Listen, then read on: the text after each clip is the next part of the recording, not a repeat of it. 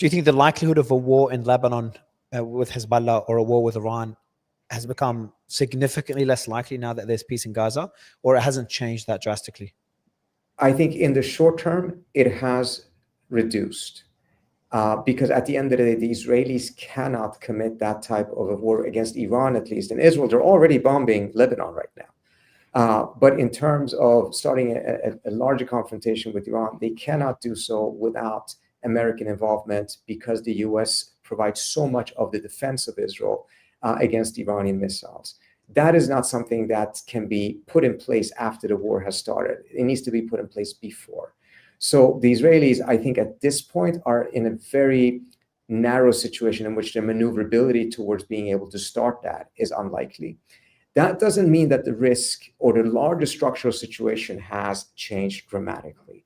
But I think we're faced with new opportunities and developments. All of it, I think, going back to the trigger of the Israeli overreach. That is really the one thing that has dramatically changed the situation.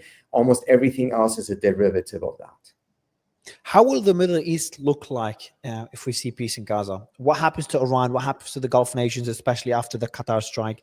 The relationship between the Gulf nations, even Saudi and Qatar, which are not really that friendly, and Iran, potentially. We saw obviously the pact between Saudi and Pakistan. What happens to Lebanon now that we're seeing the disarmament, potential disarmament of Hezbollah? Maybe give us the latest updates on that if you've been keeping track of it. And obviously what happens to the possibility of a two-state solution? I know it's a lot of topics all in one, but I'm trying to see how the new Middle East will look like if this peace deal succeeds. So let me first say, I think almost all actors in the region, even those who really want this to succeed, are not putting all of their eggs in it. They are putting their eggs in that basket as well as in other baskets. They have to have a plan B. They have to have a plan C in case this does not work out. The issue, of course, is to make sure that you don't overinvest in your plan B so you undermine your plan A. But so I think we have to be very clear. They're not going to all just suddenly shift and invest in this vision, because there's enough reason for skepticism. We already addressed a few of them here about its longevity. But if it succeeds, I hope the administration really moves forward with some things that they've been saying. Without having to use the word inclusive, they've been talking about a larger peace agreement that would include Iran and would essentially include everyone. If you move towards the creation of an inclusive security architecture for the region, modeled on ASEAN, modeled on OSCE, I think it has several critical benefits for everyone in the region. First of all, for the Palestinians, I think it would be critical because as part of it, I think the establishment of the Palestinian state is a given. You're not going to have a sustainable security architecture if the occupation continues and that fighting and that conflict is still alive. So that's that. For Israel, I would say this is a huge win as well, because Israel otherwise is on a path towards permanent pariahhood. And you even see Trump hinting at this, talking about how unpopular Israel had become, but now he has shifted it.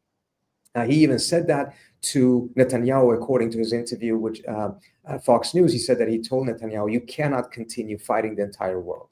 And I think in that hinting, the path Israel is on, but also the cost that inflicts on the United States, because it's the country that constantly has to defend Israel. And then, of course, it has something very, very valuable for the United States, which is a core US interest, is to actually reduce its military presence in the region. US is overextended and has overinvested in a region that is no longer strategically vital to the United States.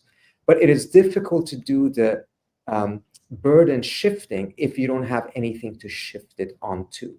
If the United States plays a helpful role, not a leading role, but a helpful role to establish a security architecture that is inclusive, then you have a better chance of also then being able to exit the region militarily and not be so overextended in the region, which is something that 3-4 American presidents in a row have promised to do. None of them have done it.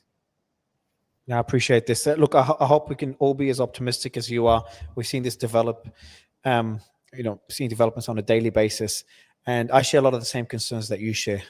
My biggest focus right now is something that you focus mostly on, is what's going to happen with Iran. Last time we discussed, I think you said this last question. You said last time was about a 60% chance we'll see war by December. I think that's the number you gave. What's that number today? A war between Israel and Iran?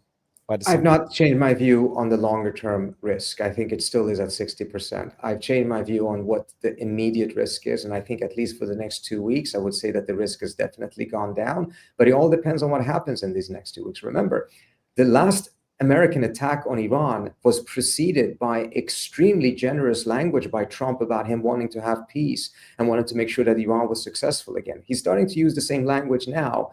Last time it led to a military attack. So I want to be careful when it comes to the longer term, or it's not even long term, but the next couple of months. But at least in the next 2 or so weeks, I think the risk is reduced. Understood. Trita, thanks a lot for your time.